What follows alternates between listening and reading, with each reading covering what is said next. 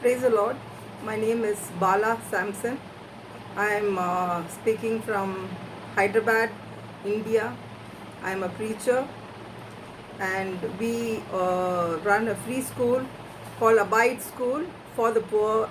We also have a church, Shiloh Revival Church, and we also have orphanage called Abide Angel Home, where we provide free education in our school as well as free shelter and boarding for the poor children.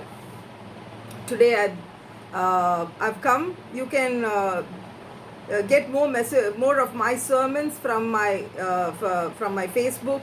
You can just contact Bala Samson on Facebook, and you can see more of my videos there. Today I just have a word from the Lord, so I want you to just hear me. Whatever you're doing, just because today with this lockdown, there is a habit of people just jumping from from one message to another. They're just I don't know, they're just looking out for some excitement or for some thrill. They just jump from one online service to the other. Just give me a few of your time, few minutes of your time. Take your Bible and just follow this message. just just hear the voice of God for just about few minutes. I just have a word for you. Turn the Bible with me to, if you can just take your Bible, and then if you hear the word, it would be more clear. I just request you humbly to take the Bible and then follow this message. Second Chronicles chapter 7. Second Chronicles chapter 7 from we'll read verse 15. We are very used to reading verse 14, where God's which is very very apt for this season, this lockdown season, where if my people call by my name, call out to me. We will today read verse 15. Now my eyes will be open and my ears attentive to the prayer that is made in this place. All of you say this place, okay? This place. For now I have chosen and consecrated this house. Say this house, okay? That my name may be there forever. My eyes and my heart will be there for all time. And as for you, if you will walk before me, if you will walk before me as David your father walked, doing according to all that I have commanded you, and keeping my statutes and my rules, then I will establish your royal throne as I covenanted with David. Say covenant. Okay, covenanted with David your father, saying, you shall not lack a man to rule Israel. A covenant. God makes a covenant. God makes an agreement with David that he will bless all his children, because David followed and obeyed God, obeyed all his commandments and rules and statutes. Whatever God gave him, he followed everything. So now these words are directed to Solomon. So Solomon now has built a beautiful temple for the Lord, and the Lord has enjoyed all of the love and everything that Solomon and his people, that they submitted to the Lord, and the Lord is now fully happy and satisfied, and he's telling that any prayers that is made, that is why I told you this place where God says that that now my eyes will be open and my ears attentive to the prayers that is made in this place, because he made a covenant with with Solomon's father. And look at the offerings that they gave. Okay, Second Chronicles chapter 7 verse 4. Then the king and all the people offered sacrifice before the Lord. All the people. King Solomon offered a sacrifice, 22,000 oxen and all that, and it says how much offerings that they gave. And the Bible says that, so the king and all the people dedicated the house of God. The priests stood at their posts, the Levites also, with the instruments for music to the Lord. to the Lord that King David had made, giving thanks to the Lord for his steadfast love endures forever. This is what they gave the David and his people, the people of Israel. They made God happy, and he was so happy. Friend, I just want to talk about God's house, the church today. What this, but I have, as I'm giving this message on Thursday, and I think the date is April 16th, if I'm not mistaken.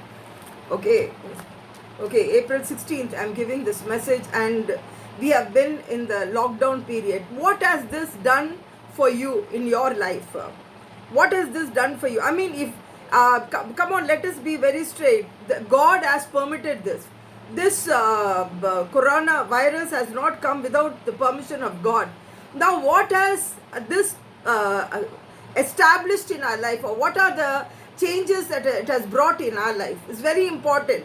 All of us, what we are doing is we are just jumping from one message to the other, looking at what this person is telling, that person is telling. Very good.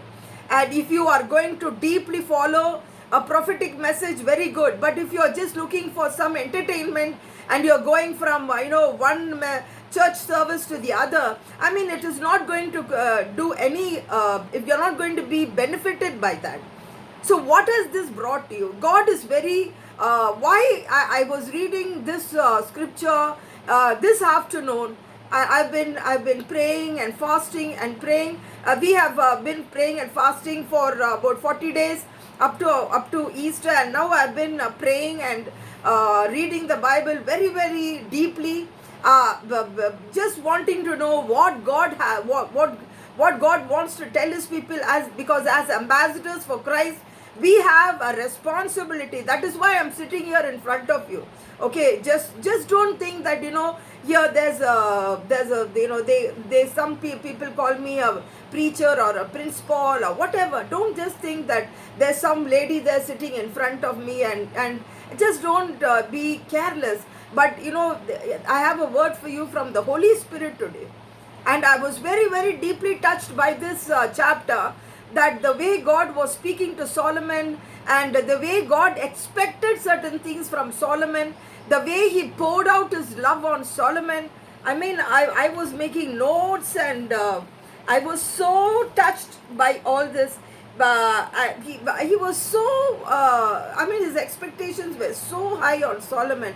And we all know that Solomon, I mean, he really hurt God terribly. What is God's expectation from us, dear people, dear servant of God? What is God's expectation from us? It is not that this coronavirus and this lockdown period, now we have just been on a vacation just to eat more, sleep more, and do all kinds of our own things. No, this is a time, what a beautiful time. What a beautiful time to sit with God, like the way Mary was sitting, people. Martha was busy doing all kinds of work. Personally for me, I'm telling you, my life was I was just going mad. I mean, morning 7:30 I have to be in the school, 8:15 is our assembly. After that I had the hostel to take care of. I mean, it was, it was absolute mayhem in my life. A real, I don't know. I was just thinking, like, where this would end. This period, especially, I've taken it to be in the presence of God. I'm coming live weekly, and every day I'm ready. Just go to my Facebook and just read my devotions. Go to my website and read my devotions. I've been talking a lot what God has been putting in my heart. Where Moses, he was not allowed to go to the promised land because he disobeyed. So I put that, I'm writing it on series, the strategy of Satan. I'm just now writing about the Jezebel spirit. I mean, we have a responsibility. As servants of God, we have a responsibility for the body of Christ. And I'm sitting with that responsibility. Just like I have the responsibility for my school, I have a responsibility as a servant of God. I'm sitting here before you. I'm sitting here before you. God expected a lot from Solomon. God expects a lot from us. The church, that is the most important thing that I want to tell you today.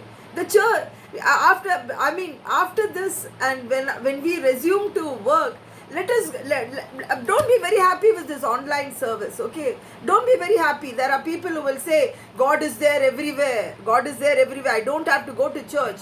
I can just worship Him online. No, don't do that. God calls His church His bride, and He has purchased the church with His blood. Go and read the Bible and the importance God has given to churches. The way Apostle Paul planted churches.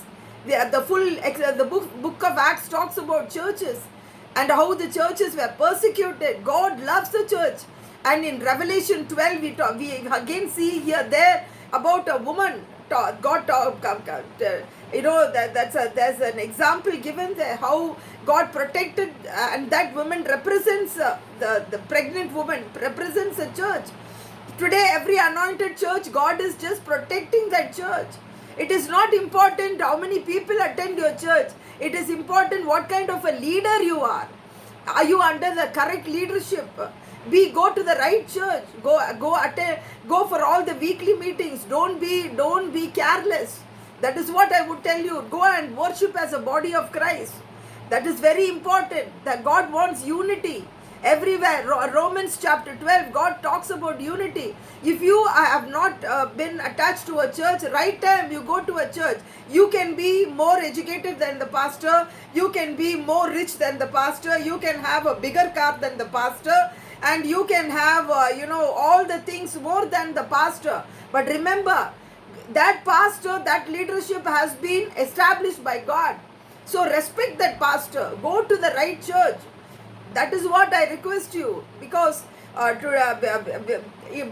April 20th, that is the Monday, they are going to relax certain things, and the work is going to become normal. That's all okay, but don't go back to your don't go back to your careless lifestyle. This lockdown period should have improved our prayer life, should have disciplined our lifestyle. We should have learned by now to get up in the morning and pray. Just because you don't have work does not mean that you sleep till 11 o'clock. Very bad, friend. Very bad. We cannot do all that. We cannot do all that. I'm telling you, we cannot do all that. So our life has to be pruned, and our life has to be purified, and we have to get straight with God. That is what is at lockdown period. So I would request you all. I'm coming live on Saturday evening at 6 o'clock. I'm coming live on YouTube and on Facebook. The details are on my Facebook. So come and be blessed. Hear what the word of the Lord says. And all my subscribers and readers also, just check out my Facebook for for God's word. And if there's any word from God, I will give. One thing I'll tell you, and I will warn you now, right now. Okay, don't think that everything is okay and just go back to your square one life. Remember the coronavirus, okay? And still the world is being shaken, and people have lost jobs, and it's a terrible situation. So we have to go down, face down. We have to go to God, prostrate, and we have to commit our life and our children and our future into the hands of God, and we have to humble ourselves. I want to pray for you. Heavenly Father, bless your children who are listening to this message. I pray for 100-fold blessings in their life. I pray, Lord, that they would be able to hear the voice of God crystal clear, understand, comprehend, and come closer to you, Master. In Jesus' most awesome, mighty, precious name we pray, O Lord. Amen. God bless you.